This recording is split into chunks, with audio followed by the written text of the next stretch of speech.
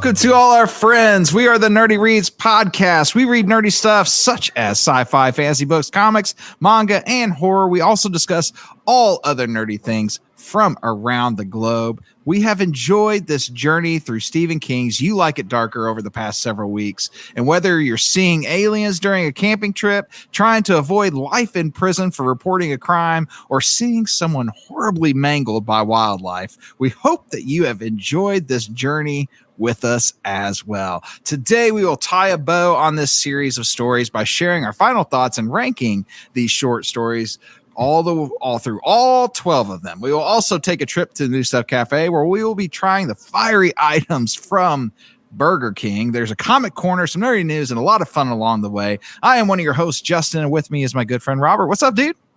Justin, what's going on, man? As always, I'm typically excited for a new week, new episode of Nerdy Reads podcast. I'm happy not to be hosting this week. I'm glad you're back, my friend. Not so excited because we are going to one of my least favorite fast food restaurants of all time, Burger King. But you know who probably loves Burger King? It's Dylan. Listen, my dad actually used to work at Burger King. Fun fact. But no, Burger King is absolutely terrible. But I hate to disappoint you boys, but I did not get the goods today, so I will not be trying the spicy goods from Burger King. Oh, well, if your dad works on purpose, I really do. I let you down. If your dad worked at Burger King, does that make your mom a Burger Queen? Nope, not anymore. Oh, whoa. Thanks, Robert. Now we're all laughing at Dylan's pain. Robert, you got a question for us today? I'm going to try and take this. Let's circle back. On an average day, how many pigeons could you two reasonably carry? Pigeons? Yeah, how many 86. pigeons could you carry? 86. Very specific 86. Answer. You were on point. That's a very specific number. 86 pigeons. You didn't say we couldn't bring a net. That's right. I really didn't say. Wow. Well, let's be honest. Birds are light. You can carry a lot of birds. 86? No, 86 is probably a pretty good number. I'm going 87. I can do one more than Dylan. Oh, wow. All right. Well, then if you win 86, Dylan win 87, I'm going to go ahead and say it right here, right now. I could probably do 193. Baby pigeons, like little tiny ones. Not full-grown pigeons. That's it. That was the icebreaker. That's all I got, baby. Well, we had a deep... This was a very deep question from Robert right here. It's about talking about carrying pigeons. All right, man. It's time for Comic Corner. As if you didn't know that's what was going to happen this week. It had to be Comic Corner. Why? Well, if you didn't already know, one of the biggest movies of the summer is releasing. That is Deadpool and Wolverine. So, of course, we are going to do something with that. And so really what this is a little bit different. We're going to talk about this. This is a series. It's 5 issues. It's called Deadpool versus Wolverine. And he's a born killer, highly trained in the art of violence. He's a man out of time, living without fear of death. He's the best there is at what he does, and he's about to do it to Wolverine. Enter Deadpool. This dropped July 1st of 2024. So today's Comic Corner is a little bit different than what we typically do because we're announcing an epic crossover event next week. If you are a listener of the show, you already know that we enjoy all nerdy reads. We talk about comic books. We talk about manga. We do all of that kind of stuff. We are also a part of a media team called Hipster Goblin Media, where there are a total of 3 shows. And next week, we are teaming up with our boys over at the Optic Blast broadcast to cover all things Deadpool. So next Tuesday, they will take a deep dive into the Deadpool kills the Marvel Universe, while we here will be covering the comic that I just highlighted just a few minutes ago, Deadpool versus Wolverine. So if you are as hyped for that movie as we are. You won't want to miss either of those episodes. And if you want to read along with us next week, you can hop on to your Marvel Unlimited app, and all 5 issues are there for your reading enjoyment. You boys excited for this movie? Oh yeah, I know. I'm super excited for it. I'm actually going to go be seeing it in like less than 12 hours. So, I mean, I'm pretty hyped for it.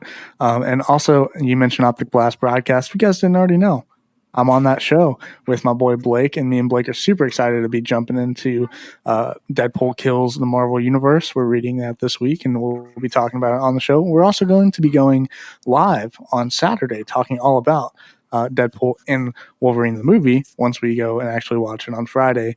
And so be sure to pop on over there. See if I'm not exactly sure what time we're going live, but I'm sure we'll announce it on our social media pages. So go check it out and be sure to tune in and hang out with us for a little bit. Yeah, and I just want to take a moment to say, Dylan, on the last episode of the Optic Blast broadcast, you did a great job covering Old Man Logan. So that was good stuff. Everybody check that episode out. I'm hyped for the Deadpool versus Wolverine movie. I've actually never read a Deadpool comic. So I'm really excited for next week's Nerdy Reads podcast as we kind of transition before we hit another book club. Check out this comic series. I'm curious to see what's up. I love those movies. I think Deadpool 2, Deadpool gets like ripped in half by the Juggernaut, and he's got the little baby legs. Like if the comics are even half as funny as those movies, I'm looking forward to it. And also, man, who can forget? I expect all of us to be chilling in the theaters, hanging out with our very own Wolverine popcorn buckets. I mean, you know, Dylan's already got that pre-ordered from what I remember last time we talked about popcorn buckets. 2 weeks in a row where we're talking popcorn buckets. We're back, baby. We're back. We'll be talking about it next week, and I'm sure I'll bring it on the show. Please do. Please. Oh my gosh, please. Yes. Yeah. So I know that a lot of times we do novels, we do books, but this time around we're gonna do a 5-issue comic series. So we're excited about that. And if that's not necessarily your thing, it's cool. Bear with us and hang out with us anyway. We're gonna be talking Deadpool. So it's sure to be a super fun time. So without further ado, we have some exciting things happening in the New Stuff Cafe. So give us just a moment. We'll be right back.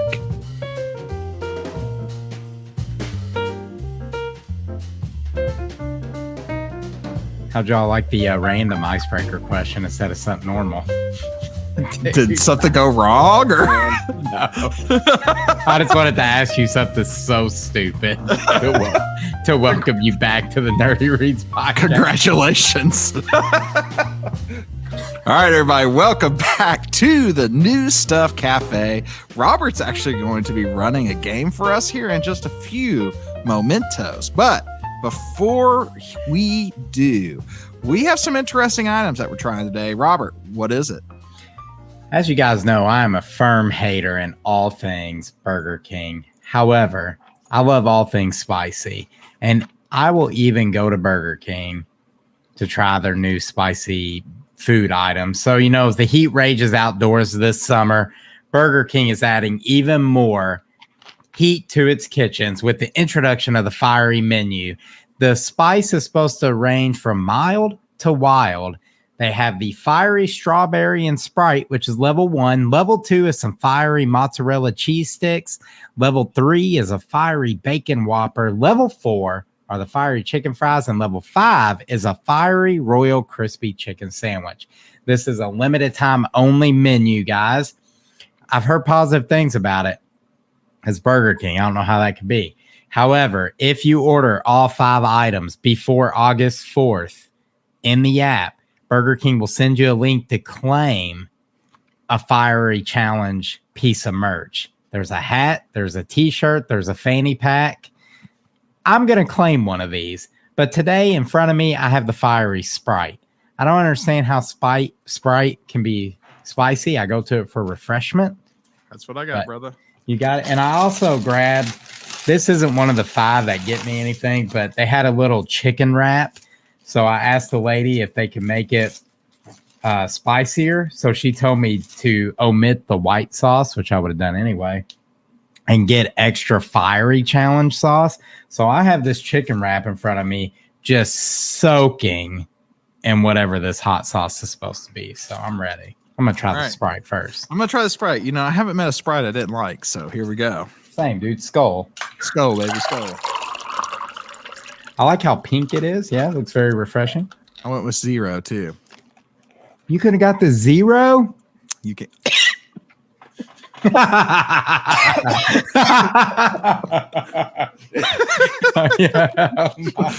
It's not fiery. It's flavorless. I think the Sprite needed to be changed at my local Burger King. It oddly, it does taste like a little kick, like somebody took a jar of cayenne pepper and dumped it in my Sprite and gave it a swirl. What did we do like this before? What was the other hot drink we had that one time? Oh man, we have had the hot drinks before. I can't. It was a Starbucks refresher. Refreshers. Yeah, that's right. That's what this reminds me of. You remember when we had that? It had that like sort of refreshing with just a little bit of a spice kick to it or whatever. Mm-hmm. That's what this reminds me of. I mean, the bad thing for mine is that like literally is just no flavor to it at all. So it's like drinking spicy water, but. Well, I don't get the. They're supposed to be strawberry. Like it's supposed to be any of that. I get 0 strawberry. I do. Yeah. I'm not mad at this beverage. Nah. I know there's a 0 version, so I'm probably when I go back to order if you order all 5 in the app, you get a deal. You get all 5 items for $18. So I'm going to order all 5 through the app, and I'll get the 0 version of this Sprite and see if I get any strawberry next time. But how is yours though? It's actually pretty, dude. It's fine. Like it's hard to mess up Sprite. It really is hard to mess up Sprite. It really is like one of the best sodas. It's one of the best sodas. I'm gonna take a bite of this, like dripping with their hot sauce chicken wrap thing. All right, hit it, bro. We had to get the screen in full size mode for our dude here. We can even make this more. Look at this. Oh boy. for our visual viewers, there you go. Well, what's the verdict, man? I hope the level 5 chicken sandwich is actually spicy because I get no heat from that. Tastes like barbecue sauce. Mid. I feel like no matter what, even if it was killing him right now, there's no way Robert will ever admit anything from Burger King is hurting him, bro. Too much pride. Now this the chicken wrap isn't on their fiery menu, but when you go to Burger King, they have it like with the fiery items, and on the fiery scale, they have it at a level 3 out of 5. This is just like a Burger King chicken tender wrapped up with the sauce all over it. I don't know, man. I hope the chicken sandwich itself is much better than this wrap. I have my doubts though, but you'll see it coming soon. Robert's New Stuff Cafe Quick Bites.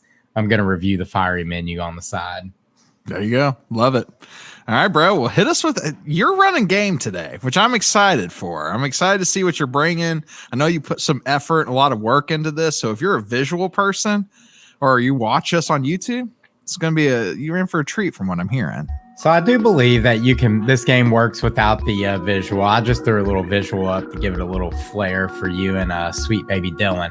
But I'm going to play a game I call High or Low. You and Dylan, I'm going to give you guys a series of Stephen King movies, and I want you all to tell me which one had the higher Rotten Tomatoes score. Good. I like this game. All right. Is this okay? Here we go. Let me get this. All right. So I can't see the presentation, so we full screen. All right, we're good. Here we go. This looks good. Yeah, dude. All right. So I'm going to jump in. We're going to start with released in 2017, The Dark Tower, starring Idris Elba. Stringer Bell from The Wire, or released in 2013, the remake of Carrie. Which one of these had the higher Rotten Tomatoes score? Higher is in better. Yep. Carrie remake, Dylan? See, I think Carrie is a better movie, but I know Rotten Tomatoes, and I know they like terrible movies, so I'm going to go The Dark Tower. You're going to go Dark Tower. Well, this is a Carrie remake, so it's not the original Carrie, but Carrie remake is the correct answer at 50%. It wasn't certified fresh. So far, so good. So far, so good, baby.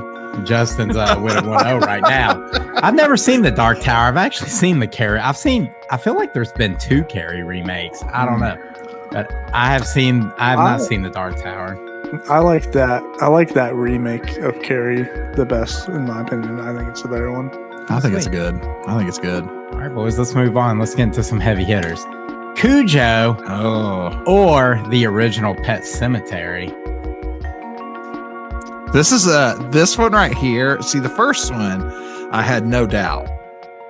This one, I'm a little tough. This was a tough one because both these are very beloved movies. People love both of these. Pet Sematary. Pet Sematary. Dylan.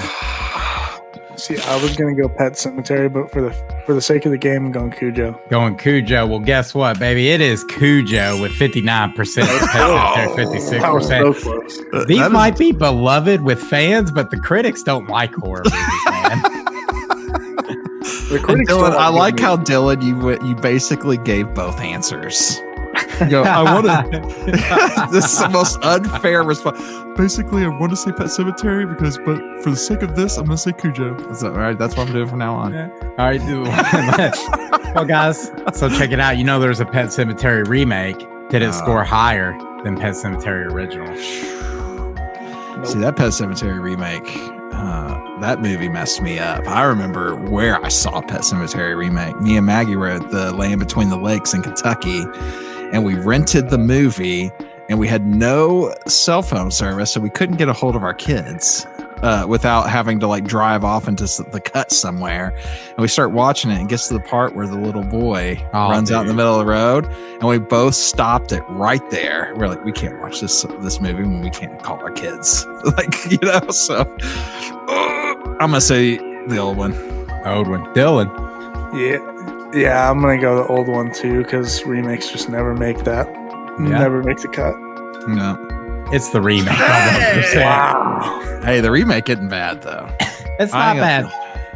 57% is pretty solid for a remake of a horror movie too. I was actually surprised it was that high. Man. Okay. All right, boys. It's time to stop messing around. Let's jump into some beloved King movies here. We got Christine or It Chapter 2. Christine, the movie about the possessed car that goes on a murdering rampage, or It Chapter 2 with the creepy Pennywise and the little girl under the bleachers. Remember that scene? Yeah. Dude, I actually love Christine, so I'm going Christine just because it's like one of my favorite King movies. I want to say Christine, but for the sake of the game, I'm going to say It number 2. Hey, dude, that was a cool Dylan answer, but Christine ran Pennywise over. 72% for Christine to It Chapter 2, 62%. Nice. Yeah, dude, big jump right there. I remember when It Chapter 2 came out, I was kind of bummed because the first one's so much better. But then, like if you read it, the beginning of the book or the parts where they go back and forth from when they're little kids is the best part of the book anyway. Yeah. So it makes sense. All right, dude, let's jump in. Let's go. Here it is. The Shining or the It remake? It Shining. I don't even care. I'm just gonna say, like, I like it, but Shining, dude, that's one of my favorites right there. That's Veronica's favorite Stephen King movie. That's actually one of her all-time favorite movies. Might be her favorite movie. It's a great movie, Shining, 100%. Lock it in. Man, I really love both of these movies. I'm gonna go with It. Go with It. Here we go. It's It. 85% The Shining. Now, I feel like if you ask 100 people on the street, The Shining or It, I almost feel like the majority of people are going to choose The Shining. I wonder if this is generational. I wonder if this is generational too. I don't know. I like both of these movies. They're both great. That's the thing. They are both great. But Shining just holds a special place. That movie terrified me. Yeah, you guys in the Discord, sound off, man. Is The Shining better than It? Shawshank Redemption or The Green Mile? Dude, Green Mile is one of my faves too. I mean, I like Shawshank Redemption too. I love both of these movies. These are tugging at heartstrings right here. Yeah, this one's rough right here. This is somebody asked me if I had to pick one, like gun to the head, you have to pick one of these movies. All right, so here's what my answer is going to be. Because I've been wrong almost every time except for once. My first gut reaction was Green Mile, so I'm going Shawshank Redemption. Perfect. I wanted to go with Green Mile anyway. So all right, there it is. And it is Shawshank Redemption at 89%. See, dude, I just need to go opposite of what I think. Green Mile 79%. Both great movies. Oh, yeah. A Discord user, Solid Matt, when I was probably in my early 20s, I had never seen The Shawshank Redemption, and I was at his house, and he's like, dude, you haven't seen like any movie. So this guy showed me like American History X, Goodfellas, Casino, and he turned on Shawshank Redemption, and that is still to this day one of my top 5 favorite movies. If it's on, I'll sit down and watch it. Absolutely phenomenal movie. If you have not seen The Shawshank Redemption, please do yourself that favor. I think both these movies, like if I'm sitting at home and either one of these are on, I'm cool. I'm cool with watching the whole thing. Both these are great. So yeah, absolutely. No surprise really. I wouldn't have been surprised either way. All right, dude. We're going to go Dr. Sleep, the follow-up to The Shining. Fantastic film. I saw it in theaters. Or the beloved 80s coming-of-age cult classic, Stand By Me. Stand By Me. Showing my age. I'm just going with Stand By Me, though. That is a great movie. It is a great movie, dude. I was talking to Veronica about she's never seen it, and I was like, babe, what? We are watching Stand By Me. We're watching it. I feel like I need to go rewatch this movie now. But yeah, Stand By Me, dude. I love that movie. I feel like I've never seen Stand By Me. I've also never seen Dr. Sleep, but I feel like Dr. Sleep was like almost a money grab sequel. Huh? So I feel like I'm going to go Stand By Me. It's got your boy Obi-Wan Kenobi in it. I mean, I love you and I get that, but I just feel like there was so much time between, because isn't this the follow-up to The Shining? Yeah. I feel like there was so much time there, and they finally were like, all right, we're going to make a sequel. I don't know how long in between King writing those books it was, but movie-wise, I feel like it was probably like a money grab kind of thing. They were like throwing out things like, what do we need to make a sequel to? Let's do this. Yeah, so I'm going Stand By Me. All right, man. Everybody's locked in. Stand By Me, and that is the correct answer. Yeah, look at dude. 92%. Crazy. Is well deserved. Great movie. Dr. Sleep had a respectable 78%. I probably should have put something else up against Stand By Me, but guys, I have one more. Watch Stand By Me, Dylan. Yeah, Dylan, please go watch it. Absolutely. If I had to watch Signs for this podcast, Dylan, you can watch Stand By Me. Ain't nothing wrong with Signs either. No, there isn't. All right, dude. So Stand By Me, second highest rated Stephen King movie of all time. Yeah. One of these is the highest rated Stephen King movie of all time. Which one is it? The original Carrie or Misery with Kathy Bates? One of these is the highest rated Stephen King movie of all time. I'm going to go Carrie, but I do love Kathy Bates. Misery's great. Misery's great too. I'm going to say Carrie though.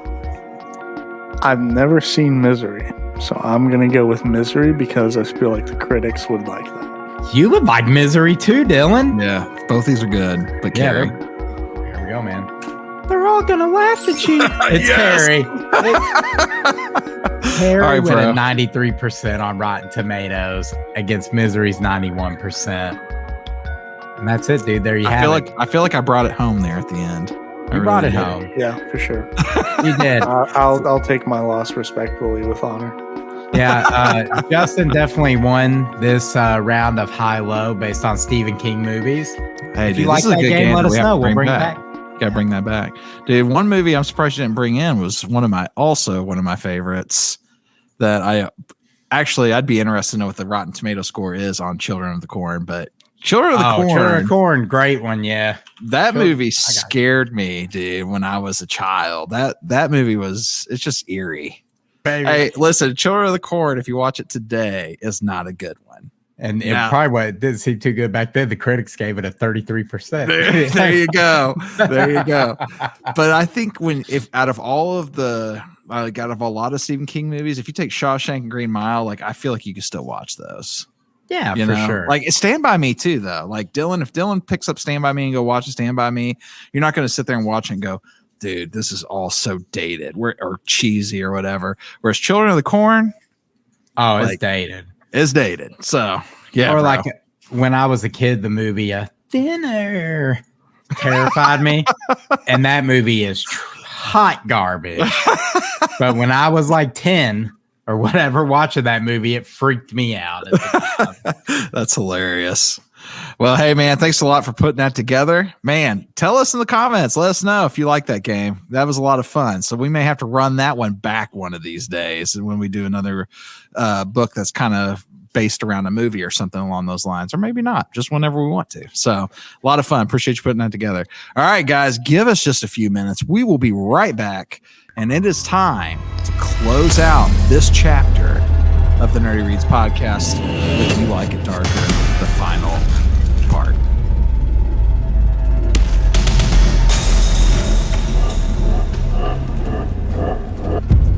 All right, everybody, welcome to the final book discussion for You Like It Darker. And before we get rolling, we really want to say thank you to everybody who listens and watches. We were concerned, like if we're being 100% real, when we decided to make the switch from a book a week and doing like more of a book review style into a more book club style thing, we really weren't sure what was going to happen. And I think if all of us are being honest and open about it, we all talked about, hey, we're going to take a dip. We weren't sure how many. We were like, hey, we're probably going to lose, maybe even 25% of our listeners and viewers. But our hopes were that over time we would get that back and then some. And we just weren't sure. We weren't 100% sure what was going to happen. And what actually happened was that our show grew during this book club edition, and even adding YouTube to the mix more consistently. And so there's been so many things that have happened since we've done this.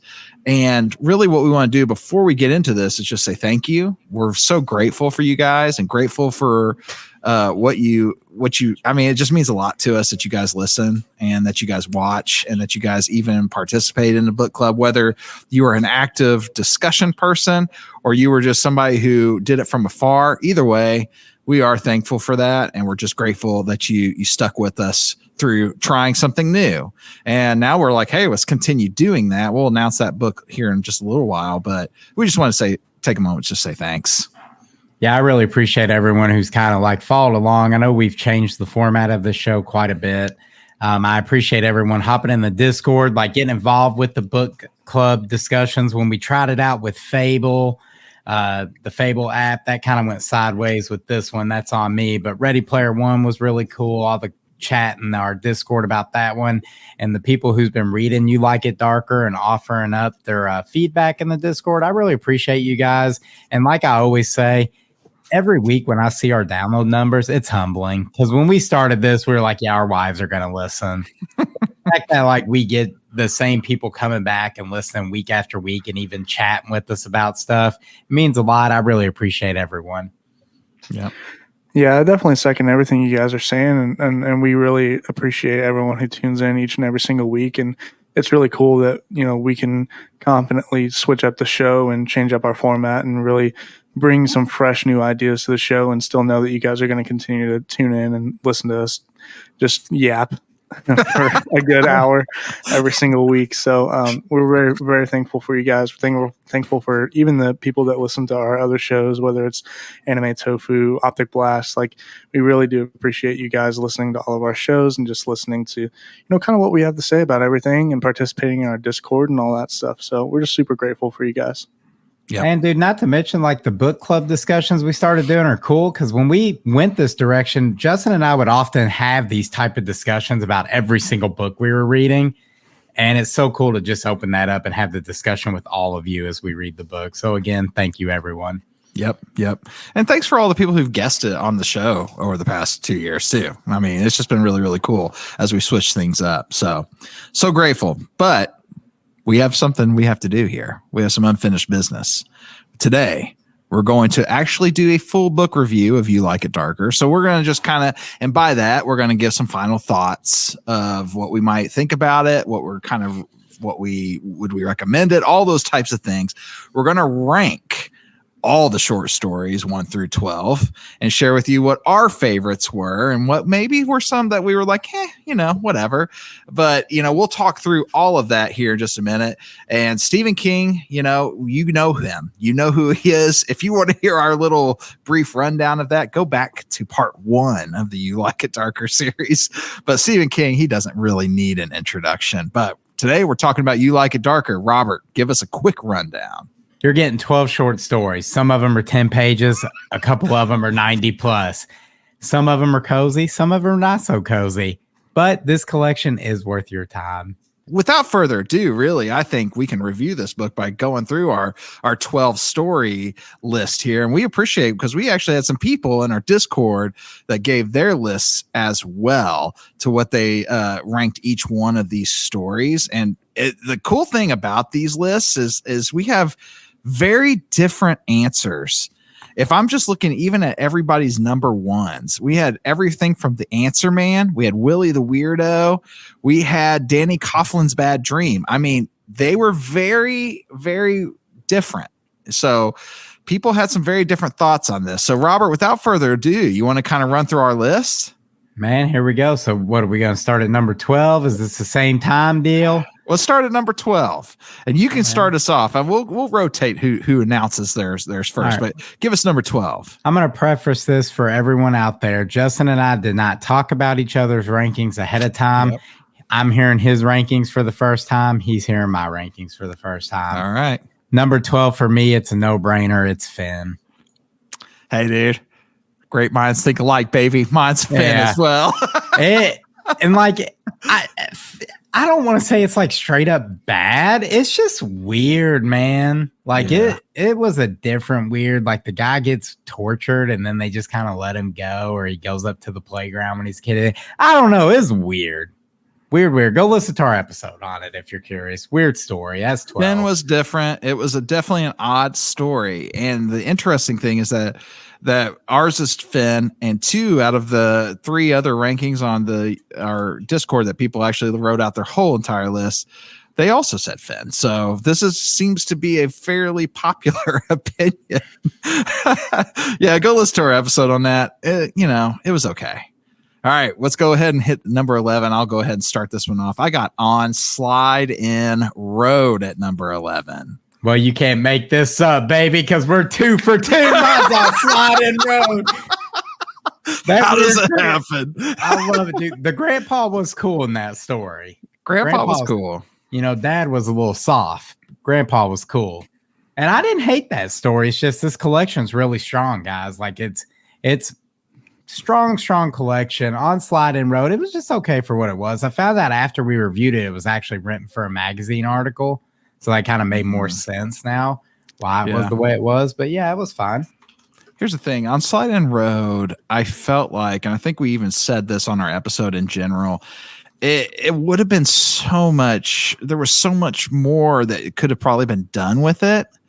It could have even been like a full-blown deal. And I think that's maybe it just wasn't enough. I don't know. It left with a lot of answers, and it felt some of it was just like a little bit, I don't know, rushed or something. But anyway, go ahead, man. Hit us with number 10.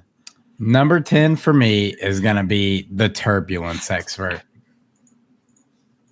No, it's not. It's number 10. That's mine. That's what I got too, man. There's no way this keeps going. There's no way. Dylan, what we should have done is we should have sent our rankings to Dylan.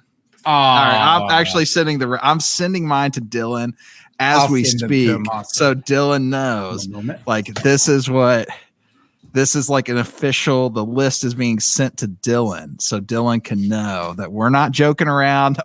Robert like ran off, but just so Dylan knows, like this was the official list because this is crazy. All right. So we had Turbulence.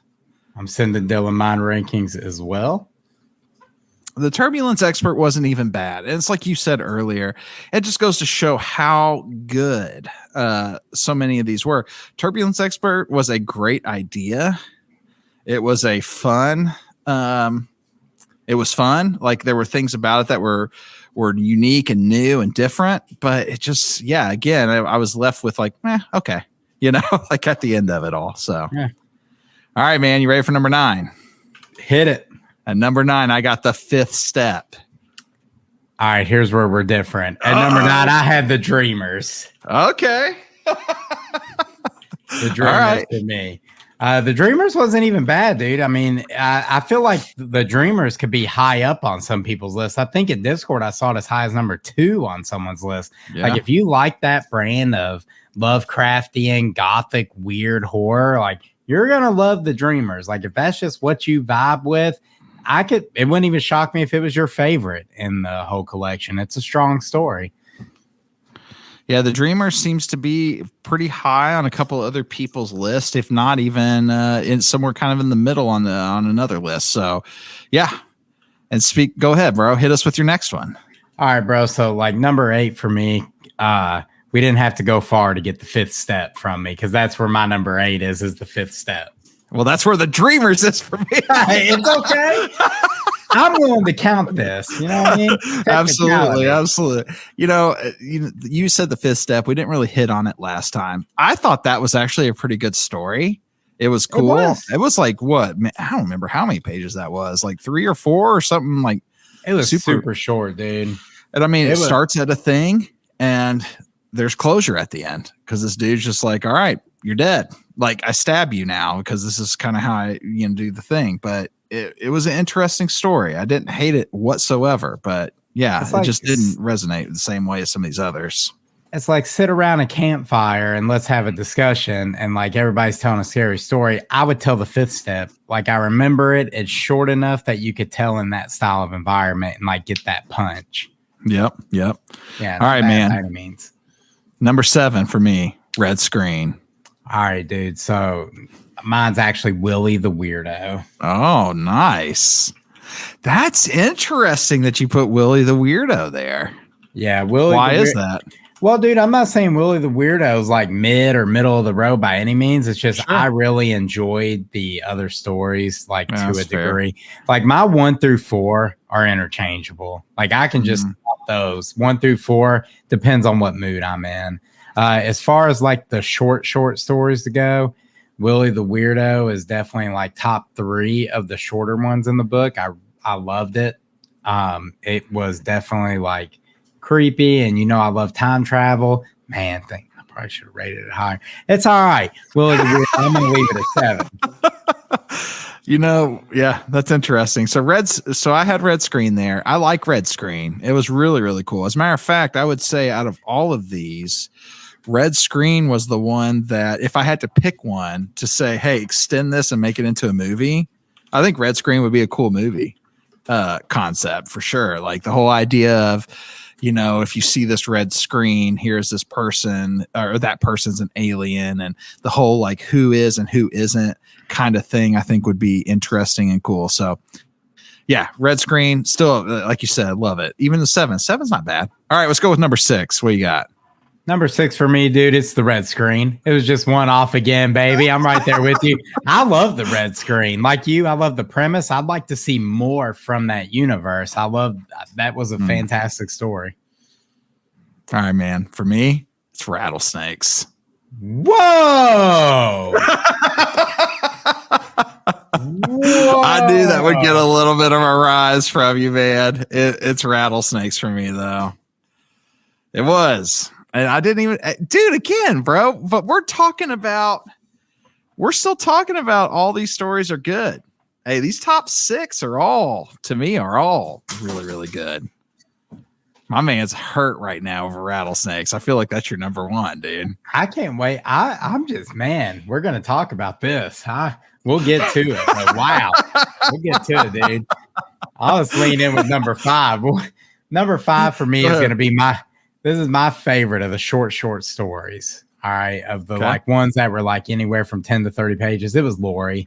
Like, dude, I never knew I wanted like cozy Stephen King, but one of my favorite quotes, and then bam, Florida. Thanks for that one house elf. Like, I really love that tale. I like the whole thing. It's good stuff, man.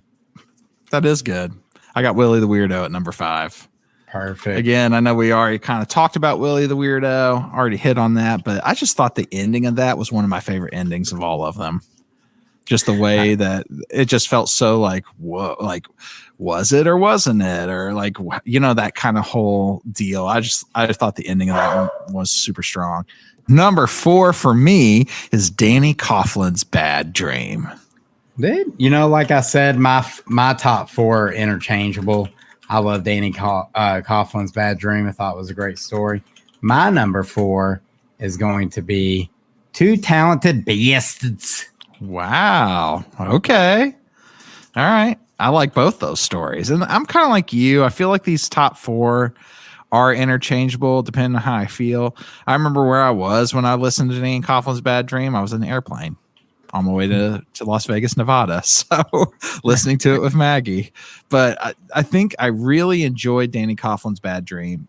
The part where I felt a little like it not lost me, but maybe lost the favorite story part was the end. Felt like ending just a little bit. You can say that about a lot of Stephen King novels. I mean, well, yeah, I mean that's the truth. That's just part of him, though. That's who he is. Yeah. But like even looking at some of these, like I was pretty satisfied with a lot of the endings to a lot of these. To be quite fair, I agree with that. All right, bro. What do you got for number 3? You go ahead. Oh, number 3, man, you ain't gotta go far from me. It's Danny Coughlin's Bad Dream, and I didn't touch on Two Talented Bastards because I figured we get there when you rank it. But Danny Coughlin's Bad Dream, I like Stephen King, like rooted in like that true crime reality thing. Much like you, the ending kind of killed it a little bit for me. But even if I take the ending away, I love the journey getting there. Yeah, so, for sure. Yeah. And I think that even saying that is really, to me, it's just more of a nitpick. It's not so much that, I was so unsatisfied, I was ticked off about it. Like, I mean, obviously it's number 4. And, looking back at the back, whatever it is, 8, before that, like I loved several of these stories. Willie the Weirdo, Rattlesnakes, all those. I really enjoyed those. And so Danny Coughlin's Bad Dream still great. But for me, number 3 is The Answer Man. Fantastic story. Another really, really good one by Stephen King. Really enjoyed this one, to be quite honest. I know I wasn't on the episode when you guys talked about it last week, and I'm sure we'll talk more about it when it gets to you, but just such a cool premise on this one. All right, bro, we're getting to the top 2. And so we already know, bro, this is going to be interesting. So go ahead and give us your number. Oh, I'll go ahead and give my number 2 first. It's my turn, right? I'm going to go with Lori. Well, oh man. Yeah, dude, I have no hate in my heart for that being ranked this high. It was definitely my favorite of the shorter stories. I loved it, dude. I'm a dog person, love dogs. Yeah. Good stuff. Yeah.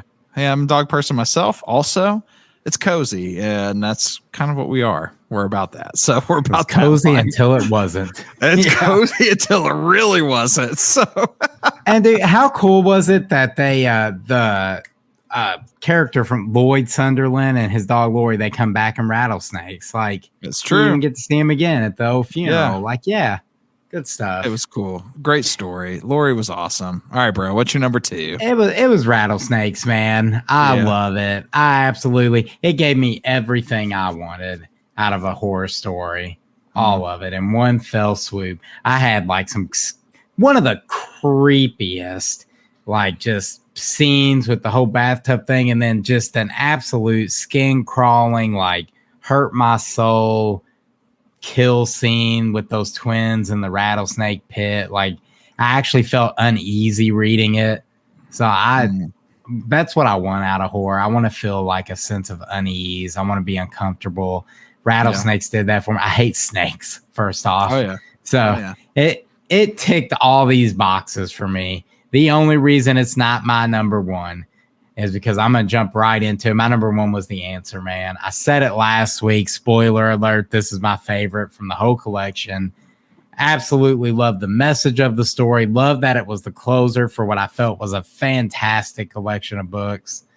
All in all, great collection. Answer Man's my number 1. Nice choice. My number 1.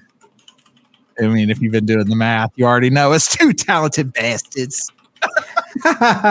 What a great way to start this thing. What a great way to kick off this whole entire It's a great story, dude. Like I said, like my top 4 are interchangeable. I could put Two Talented Bastards #1 week, and next week it might be Danny Coughlin's Bad Dream.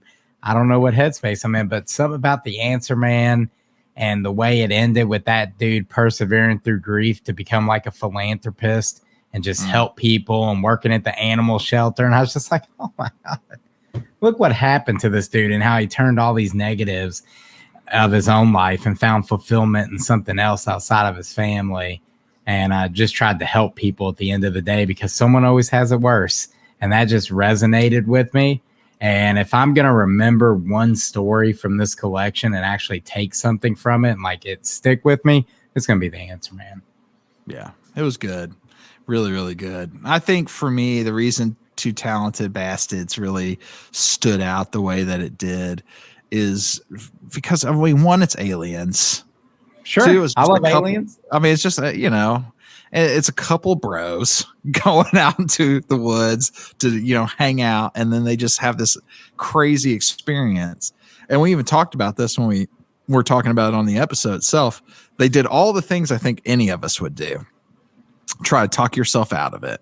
Like none of that really happened, And so it just felt so cool to me and real. And I just thought, I just really enjoyed the story overall. And so just kind of reflecting back on that, that's our list. That's our 12. And just overall, I would say this about this book. You just can't really go wrong with this one. I mean, to be honest, we just gave a list of 12, and outside of maybe Finn, and even Finn's not terrible by any means. It was one I don't know if I fully understood. I think I'll remember most of these, at least to some degree. All of them had a beginning and an end, and something that resonated with me in some way, shape, or form. To be just an amazing set of short stories by our boy Stephen King.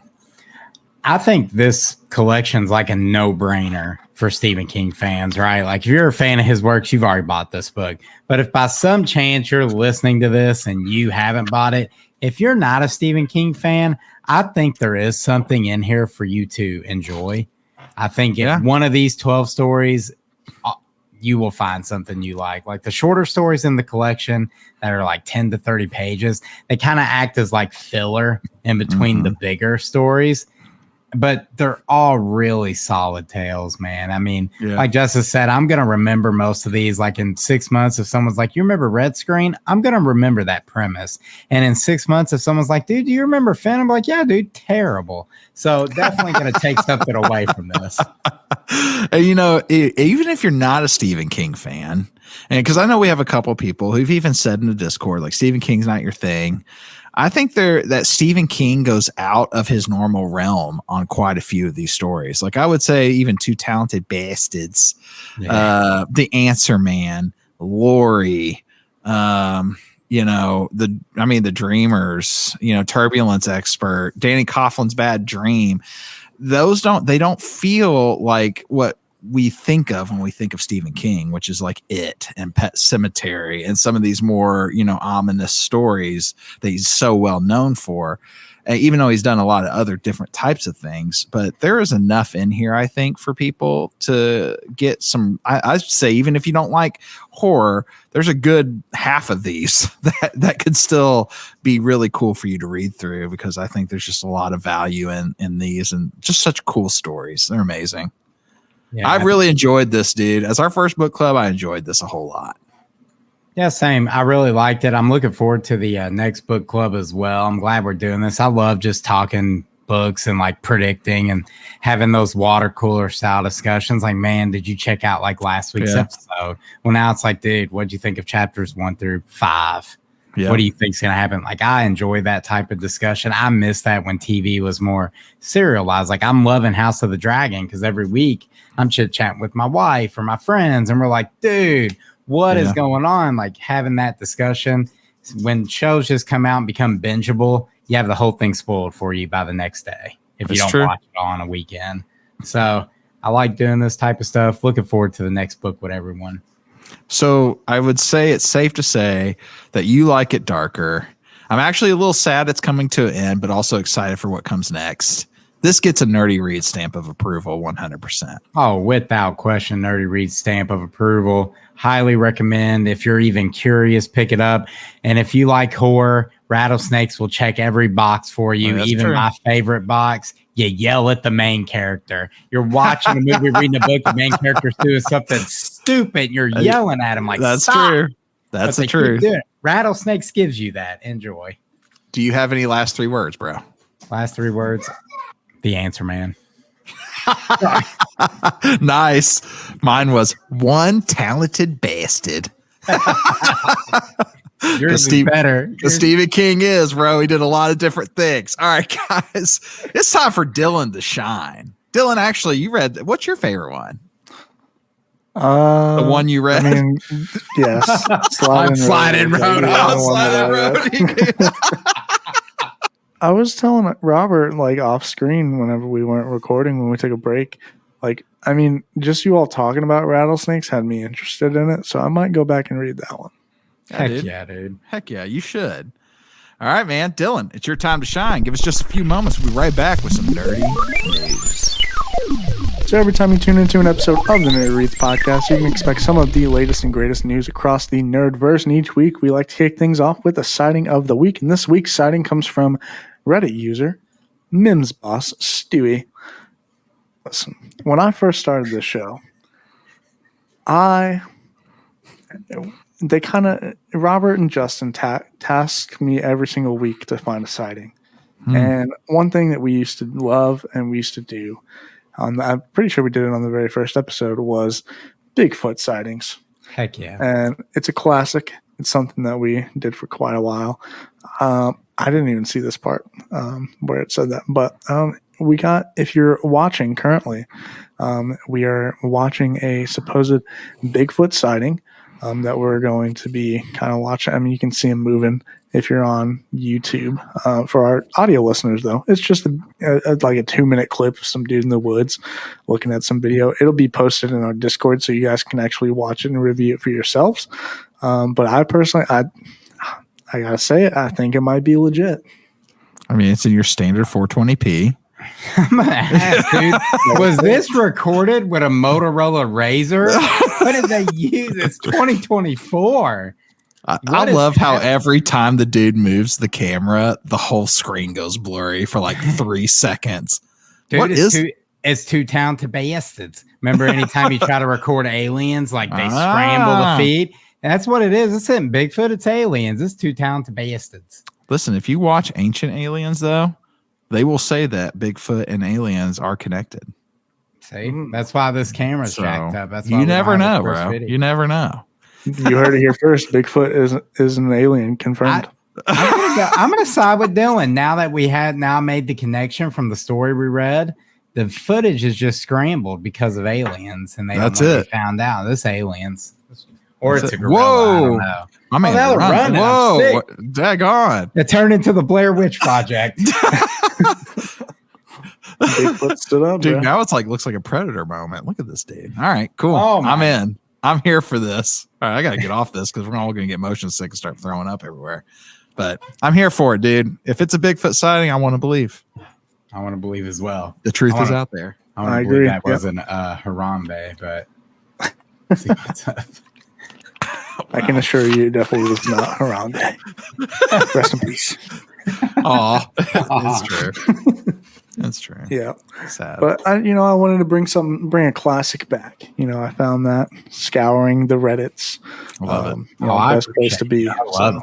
Next up is something that I'm super excited for, something that I've been anticipating for years, and that is the official first trailer for the Joker 2 movie. I talked a little bit, it's probably been a while, a few episodes ago. I talked about the original teaser that came out for this movie, but now we have a look at the very first trailer.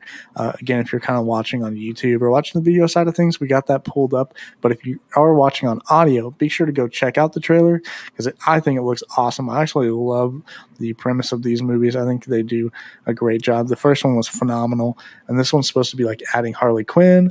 As you can kind of see if you're watching, you got a glimpse of her. It's actually Lady Gaga, which was completely out of left field I've never seen any sort of movie with Lady Gaga in it, but I've heard that she does some pretty good stuff. I know she did one with Bradley Cooper. Bradley Cooper, yeah. But what was the show? What was that show? American Horror Story. American Horror Story. Now, I watched that. I watched the season with her in it with Maggie, and she is a pretty solid actress for real, especially in stuff like that. I believe it. I've heard a lot. I've heard a lot about her singing, and this is also supposed to be like a musical kind of thing too. So I'm very interested to see how they kind of throw that kind of stuff in there.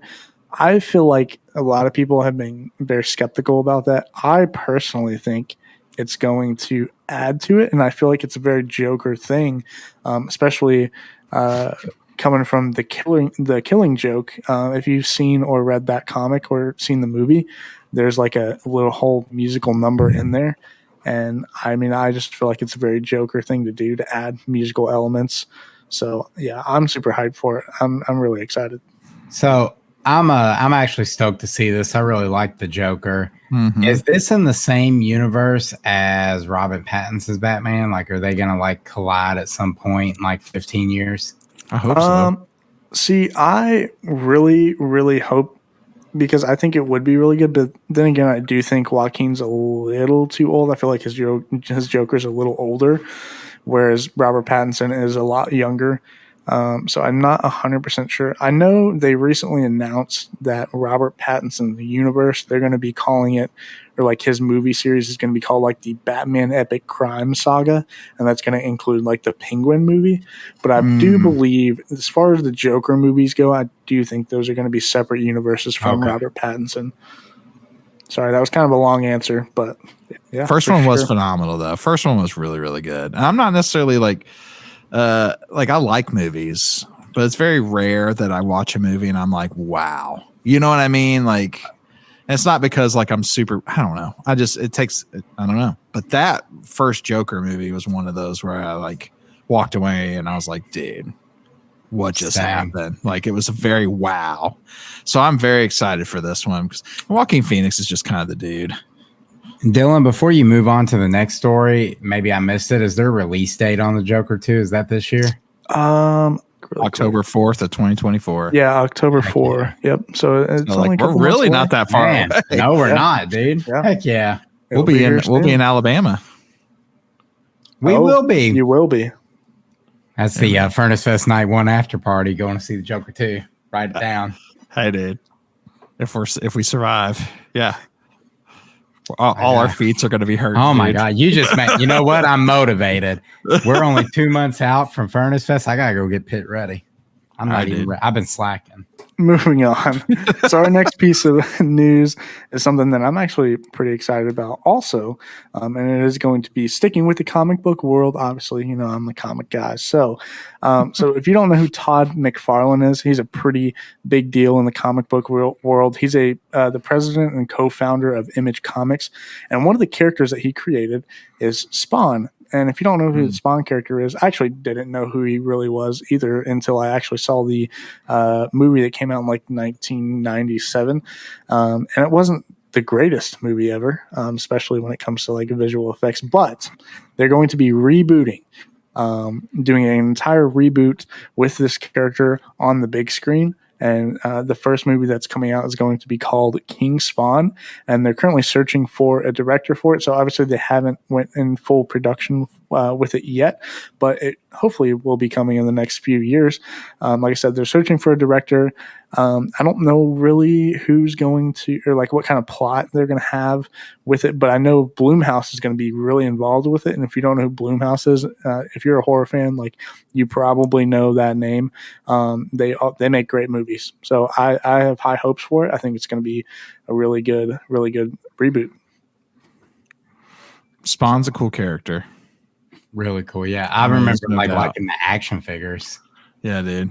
Which the action figures are still cool. Like those Spawn action figures are pretty legit. Yeah, dude. I know nothing about Spawn, but I know I wanted those action figures when I was a kid. Yeah, dude. The new ones are crazy looking. So, hey, man, I'll watch a Spawn movie if it drops. Same. Why not? Yeah, the one from the movie from 1997. Since we were talking about Rotten Tomato scores, this one got a 17%. Daggone, dude. It was 17%. I blame most of it on the visual effects. They only had like a $40 million budget, so they weren't working with much. I wish someone would give me $40 million to make something to say you're not working with much. We're like, I know, dude. Give me $40 million. Hey, listen, bro. They were working with $180 million with Acolyte, and look how that turned out. Next segment.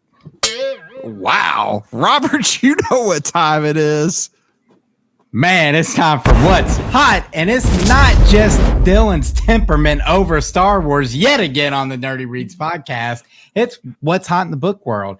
We can't get to everything around the book verse here at the Nerdy Reads podcast, so I highlight something that I think may interest you. And this week I have a weird one. The Family Experiment by John Mars.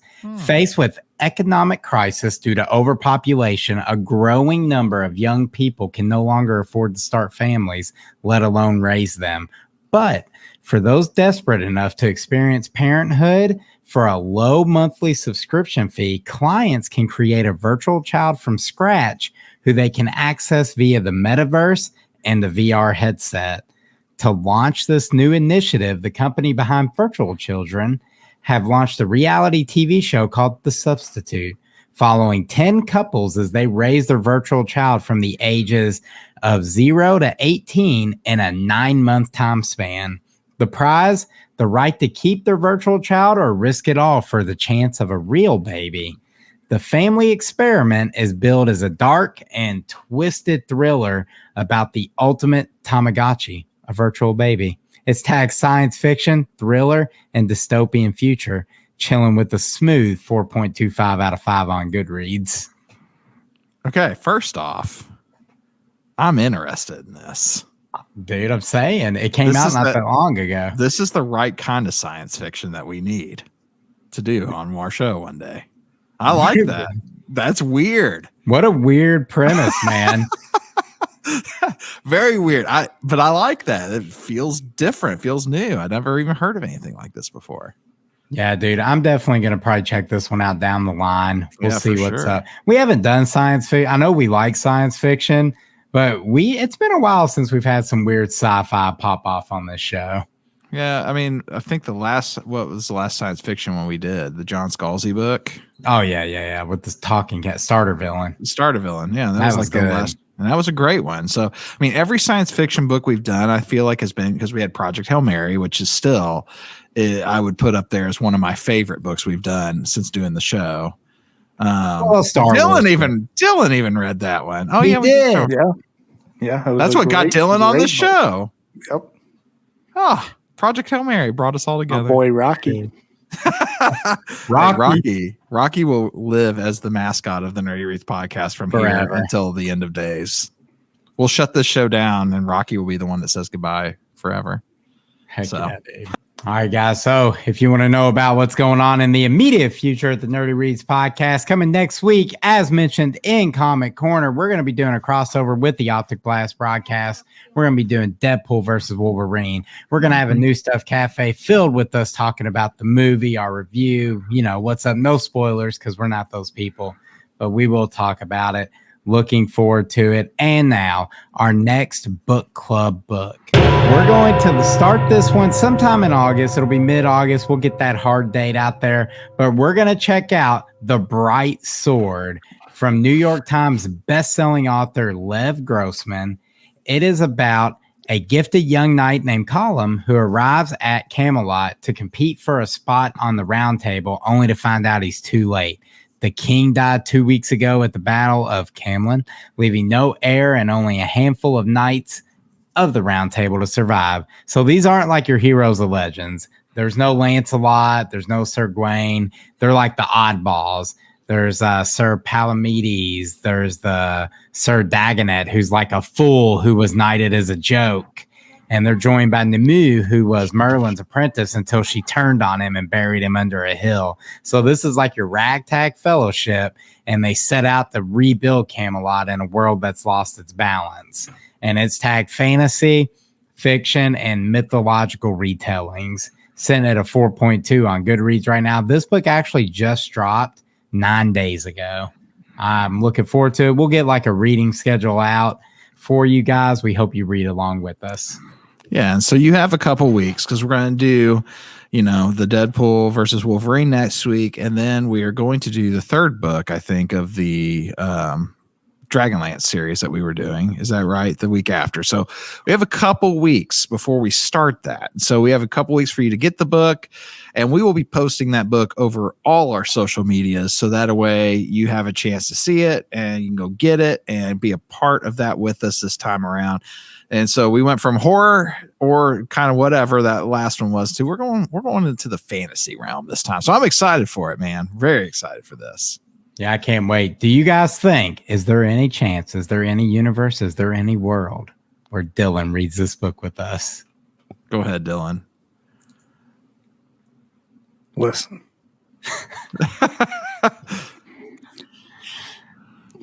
I'm a King Arthur kind of guy.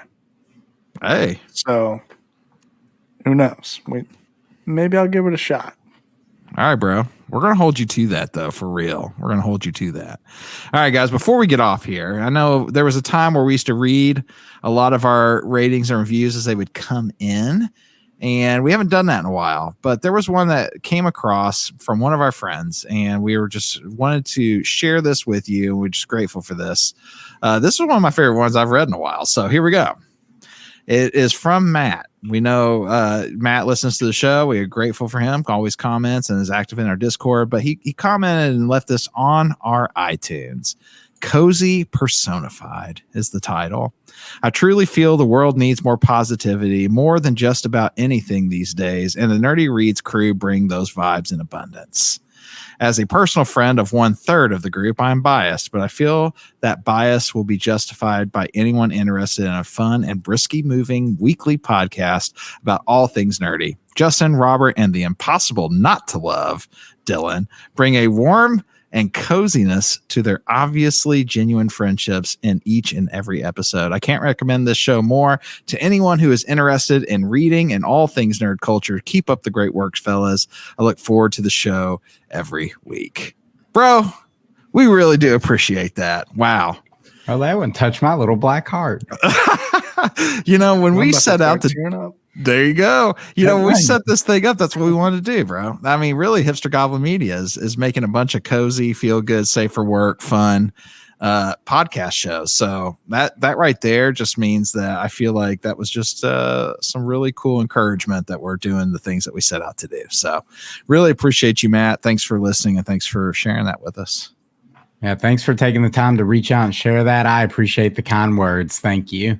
All right, guys. Well, that's it today for the Nerdy Reads podcast. Man, we had a fun episode. We closed out the You Like It Darker book. It is over. It is done. It is one that will probably resonate and sit with us for many, many moons to come. And so a lot of fun reading You Like It Darker. It gets the Nerdy Reads stamp of approval. Thank you so much for sticking with us throughout all of that. We tried out the fiery Sprite, and Robert had some sort of makeshift chicken wrap from the old BK, his favorite fast food joint in all of America.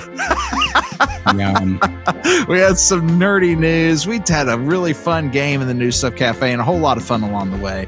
Guys, we have a lot of things coming up. I mean, we said a lot of announcements today talking about, Deadpool versus Wolverine, reading a Dragonlance book in between, and then we start our next book club book in August. So you're going to want to keep up with all of those things. So we got a lot of stuff going on. Robert, where can they find us at? You can find us over on Facebook, Instagram, Goodreads, and YouTube at the Nerdy Reads Podcast. Go and hit that like and subscribe. Check out, we're doing some more things, testing out the reels a little bit. We started a Nintendo World Championship competition between Justin and I and some of our friends. Justin's cheating. To it, but if you guys want to get in on that, we're gonna have some reels, some gameplay of that, obviously some shorts, some food reviews coming soon of this fiery menu from yours truly. That's me. Check it out, guys. Yes, gonna be a lot of fun stuff. So join us on our YouTube and our Discord to keep up with all that and be a part of the group. All right, guys, so it's that time. It's time to close out the day. It's time to close out the episode, and we know what that means. It means only one thing. We cannot, should not, and will not ever end an episode of Nerdy Reads Podcast without some advice from our very own sweet baby Dylan. Listen.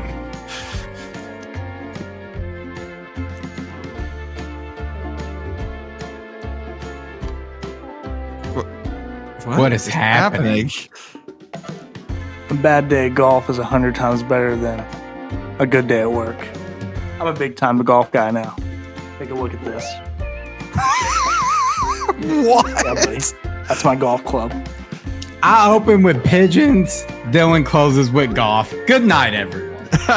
Here at the Nerdy Reads podcast, we enjoy a good story. We believe that your story matters, so be good to each other and stay nerdy, our friends. Say bye, Dylan.